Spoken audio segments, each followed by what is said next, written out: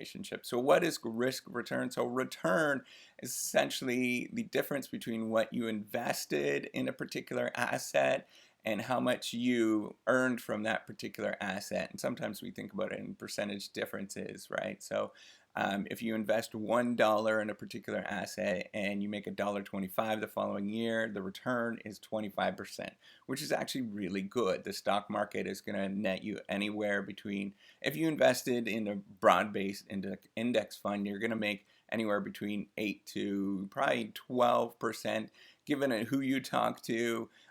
In any given year, that might fluctuate very, very much. That you might go and make absolutely no money in the stock market, or you might make 30% in the stock market. It fluctuates a lot, but in the long run, you're going to make probably anywhere between 8 to 12%. And the things that will make you money generally require a significant amount of work. So assets that appreciate are sort of good stocks like Apple. They might be stocks like IBM. They might be stocks like Dell. Things that have been around for a long, long time. You can also think about investing in particular relationships, right? These take a lot of time. If you invest in a marriage, for example, it's a really difficult process to do. It doesn't come easy, but it requires, and as you invest in a healthy relationship, it actually gets better and better over time. You're starting to net a significant amount of returns from that. Because you can count on that person to help you out if you're sick and things like that, right? So it's all sorts of ways that you can think about these particular assets. Assets that depreciate, that generally do not make you money in the long run. There are things like that are things that are sort of basically like goods or commodities, right? So things like cars, for example, they will depreciate over the long run, so you should not be thinking of them as an investment. Boats, lawnmowers, any sort of most luxury goods will depreciate. Some might appreciate. A ring will just if you buy a ring, a wedding ring, that the value of that is just going to pretty much plummet over the long run as soon as you purchase that particular thing. I can get into all that kind of stuff. You can look at older videos of what that is, but I could get into that maybe in another video, why that is the case, why this actually happens, why there's sort of these differences here. But the other thing I want to talk about, so that is a return, is what you invest in, what you actually got out of it. It's that difference, right? And so some things you get more out of it that you invested into that particular asset, and some things you get less out of it. The things that you get more out of it generally appreciate. It means that they appreciated, and the value of that has gone up. And that's what we want to generally try to invest in the long run, that things are going to go up over time. This ignores risk, though. I'm not talking about risk. Risk is an important concept that most people just do not comprehend, or they don't get this. This is a really tricky thing. But it's actually pretty easy. It's the probability of the asset is going to make a return in the future. So it's a chance that this particular asset is going to disappear. It's not going to make you anything at all. So even if you could make a large return, that doesn't necessarily mean that that return is always going to be there every time that you actually invest in that particular asset.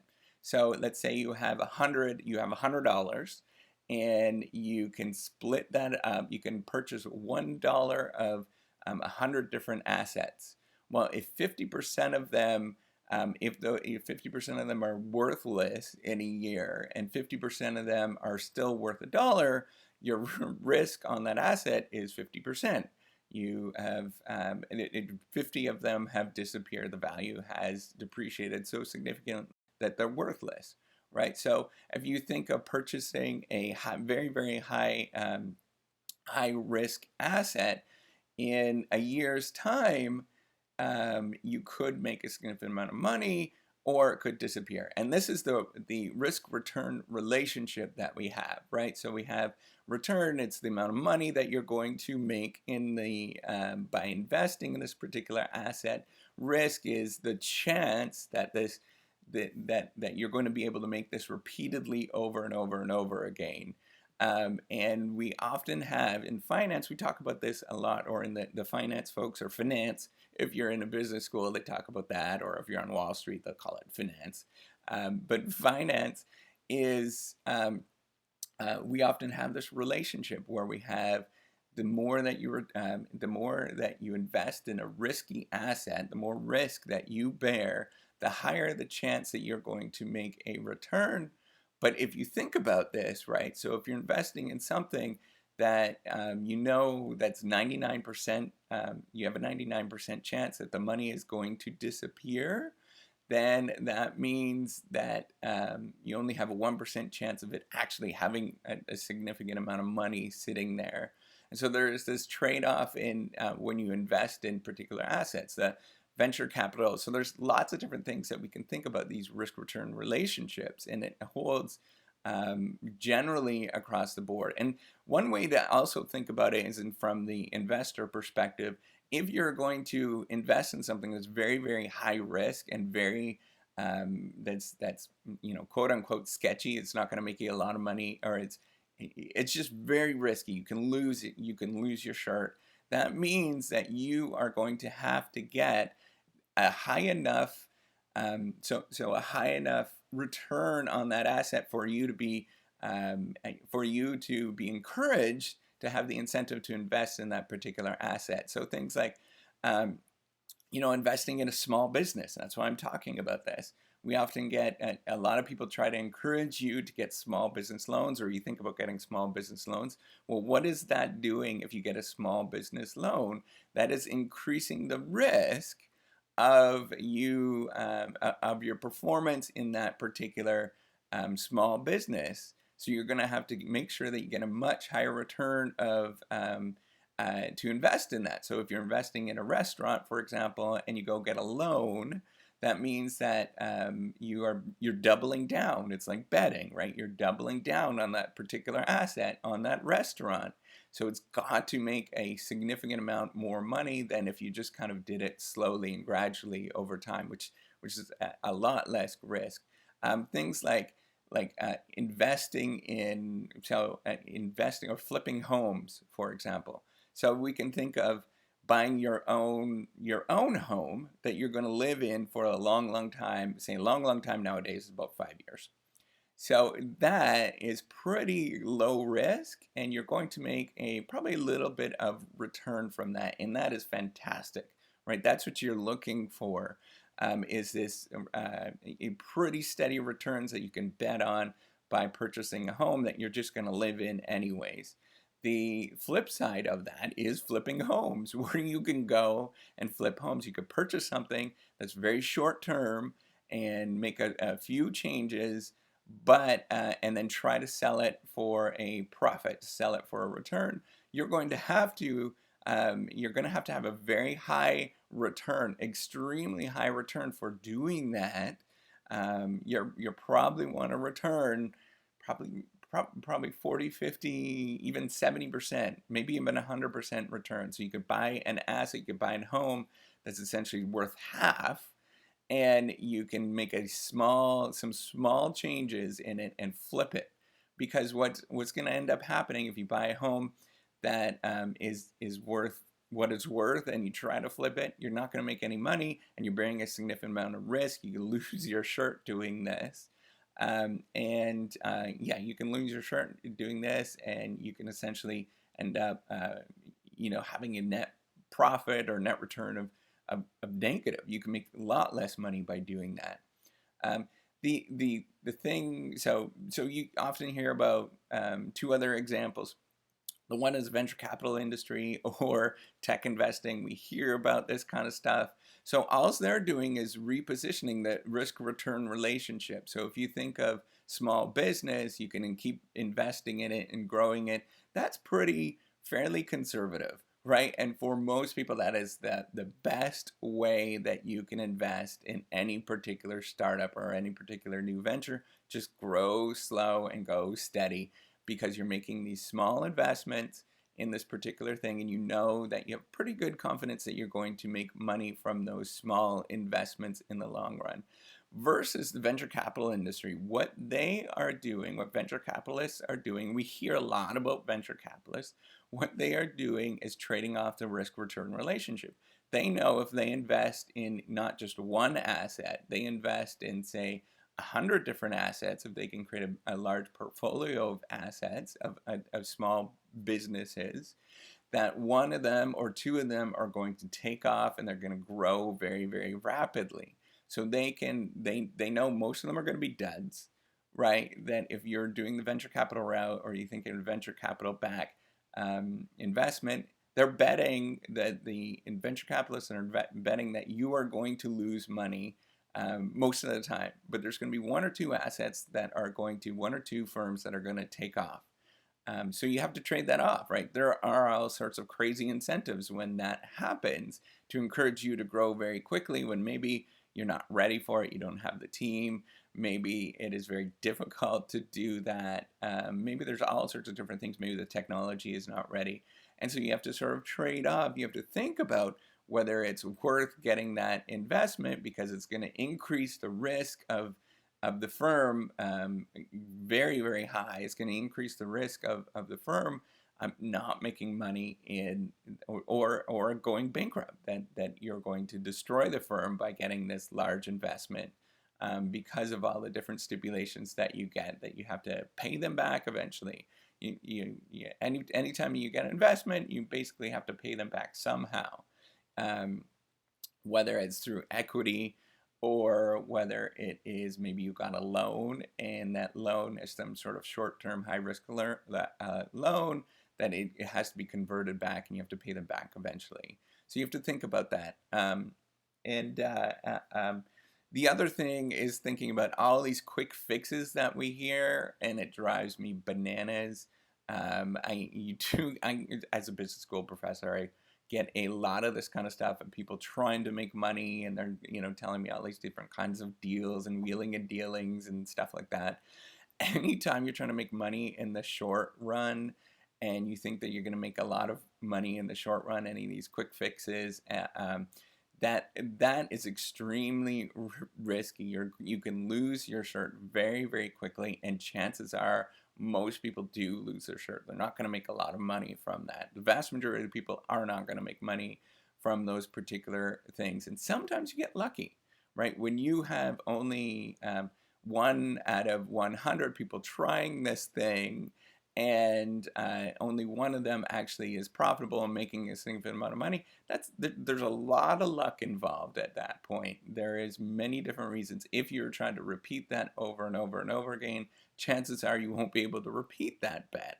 So it's very tricky to do that. So if you hear about how to make money quick, how to make money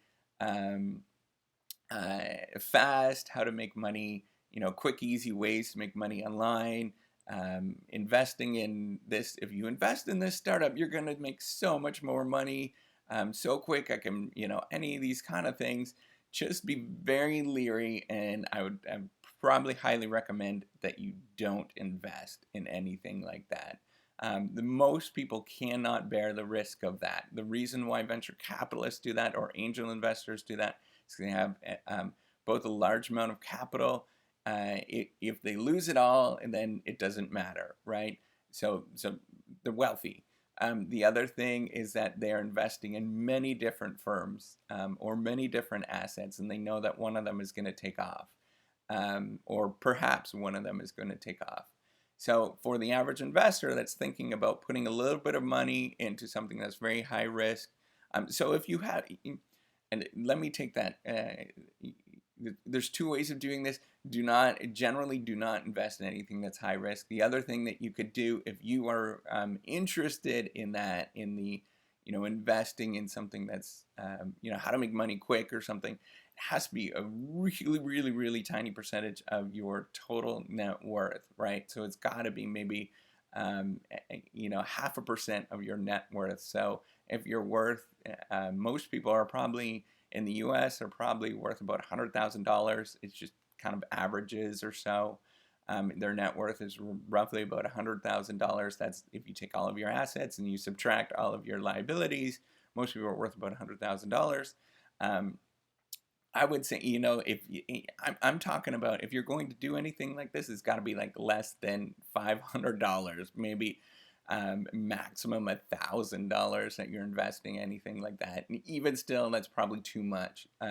So that's such a low amount, it's not worth your time at that point, right? It's so tiny, it's not worth your time to invest in anything so high risk. So generally, do not even come close to any of these things about how to make money quickly online or anything like that. It's probably not going to work out. So that's what that's what I wanted to get into, is the behavioral problem that this creates, right? So what ends up happening is we often get some individuals, right? So if you have 100 individuals and 99% of them lose their shirts, they're not going to tell you that they lost their shirts. They're going to be there's all sorts of reasons why they're going to be quiet about that. Maybe they just didn't feel comfortable about that. Maybe they're sort of upset. Maybe that, all sorts of different reasons why that is. One person, though, is going to make a significant amount of money. And guess what that one person that's going to make a significant amount of money of that high risk asset is going to do? They're going to tell everybody about how amazing this investing in this one particular asset is. And they're going to encourage other people to do that. And that is a terrible way. It's a terrible thing to do, to actually invest in anything that's such high risk. But it's also the tendency that we do have as humans to tell other people that this was a great thing to invest in. This is wonderful, even though that it's very, very high risk. And the only way that you're going to know that particular investing in that particular asset is not high risk is to invest in it 100 times over, or get many people to invest in it 100 times over, and see how many people actually got a return from that. From what we understand in finance, the best assets to actually invest in are sort of boring conventional things like an S&P, so an index fund in the stock market that captures all of the different firms in the stock market, sort of bundles them together, and you get a return of all the different firms in the stock market. That is probably going to be your best bet. Just a basic index fund, some basic mutual fund, something like that. Anything else is very high risk, because we don't necessarily know what the returns are. So me doing this, creating this sort of startup thing, this software platform that I'm trying to build, it is high risk. It definitely is high risk, but I've made it such that I'm making such small investments in it that it's not going to at all affect our family. Maybe it's going to affect me, putting out these videos like this. Maybe it takes a little bit of time and effort, but it's also not going to affect my family so much that it's going to destroy. It's not going to destroy my career. It's not going to destroy our assets that we've accumulated over time and things like that. We're pretty comfortable in this. So it's one thing to think about, and I'm not trying to brag. I should say that I'm not trying to brag. I'm just trying to say that I'm very cautious with doing this. But it was one thing that I just wanted to do, to sort of teach other people about entrepreneurship and innovation, and B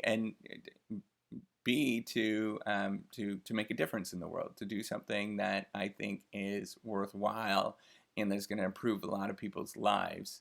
And I just had to get it out there. And once you get that in your mind, it's hard to get that out of your mind, right? So how can you prevent this mistake of investing in very high risk, high return assets? Well, the first one, I already mentioned it. Make sure that if you do invest in anything that's high risk, high return, it's got to be so tiny percent of your asset portfolio, or the things that you're investing in. and the average person, right? I'm talking max investing like $500 for the average family, and that's a two income family I'm talking about. So a lot of people. So if you're a student, for example, if you are basically anybody below the vast majority of the people below the age of 30, um, if you you don't have a significant income, investing in anything like this is you have to be very leery of doing that. It's very dangerous. What I would recommend if you're doing any sort of startup approaches, just make sure it's kind of a thing that you're doing on the side. You have a main job and you do something sort of moonlighting. We often hear that term moonlighting, which means just doing something on the side, sort of building it up gradually and slowly over time. Maybe you love to cook, maybe you love to teach, for example. Teaching's easy because you could do these online things like this. Maybe you love to cook and you just do something. Maybe you start you start making some. I'm Canadian, so there's this thing called butter tarts, and they're amazing. And my mother-in-law is amazing at them, so maybe she starts, you know, making these butter tarts and selling them to her friends, and then she takes the amount of money that she makes from those butter tarts and she reinvests it and grows it a little bit and grows it a little bit until she can actually create her own restaurant that's selling butter tarts. That sort of gradual, slow process is far better of a process for anybody that's doing the startup route. For the vast majority of the people that are doing the startup route, it's very conservative, but at the same time, you know that you're actually going to make a return from investing in this particular activity. The other thing to do is try to focus on being conservative all the time, right? Once you have those assets, once you make some money, don't invest in anything unless you're so confident in it that you can actually make some money in it. A great person to refer to that I absolutely believe in is Dave Ramsey. You can look at some of his materials, but actually pretty conservative. But at the same time, you can grow some assets significantly doing the strategy that he does, and it's basically the strategy that we recommend in business schools. And it gives you something to talk about with your spouse, for example, to get into that. The don't go all in into any particular, particularly at the beginning when there's no track run. You often hear about people, getting a partnership or becoming partners with somebody and going all in into this new startup that they quit their job, they go all in. That is really, really risky. You can lose it all, or you can make a significant amount of money by doing that. But most people, the vast majority of the people, are going to lose it all. We know that is the case because it's such high risk, right? But so you can grow it gradually and slowly over time to the point that you can actually jump in and actually then you can sort of quit your day job once you're making enough money that it's proven that you can ramp it up, and you have you have contracts sort of waiting for you to ramp it up to jump into this particular startup that you've created. Right. And I think that's it. And the other thing I want to talk about is we hear a lot about the startup community, the venture capital community, because there is the one unicorn that actually takes off, right? So if you're generalizing, if you're paying attention to the startup community and you see somebody or something that takes off very, very quickly, just know that's very, very risky. Whatever strategy they chose, it doesn't necessarily happen all the time. And the only thing that you can do, the only best strategy that you can do, it's not that sort of paying attention to that unicorn and what they did. So, getting venture-backed funding right off the bat and, doing all sorts of just crazy financing Olympics, I guess. What you want to do is just do it very slowly and conservatively and just keep working, grinding away at something, because eventually it will stick if you keep grinding away at it and just slowly grinding away at it. And if it doesn't stick, so what, right? So you've just tried, maybe you've done it for 5 to 10 years and you tried, well, it's a great story that you can tell people. And not only that, you are building up this portfolio that you actually tried something, and then you can go and tell somebody else that, look what I did, this is amazing, right? And that will might lead to another job someplace else that is probably better than the one that you currently have. And you can't tell that story unless you actually get out there and grind it. And maybe it takes off, maybe it doesn't. If it doesn't, you could tell that story and you can earn a better job than you currently have. Because so many people, most people are not going to do this, and most people are not going to have the gumption to get out there and work hard and do what you're currently doing, investing in what you're doing and grinding away at it.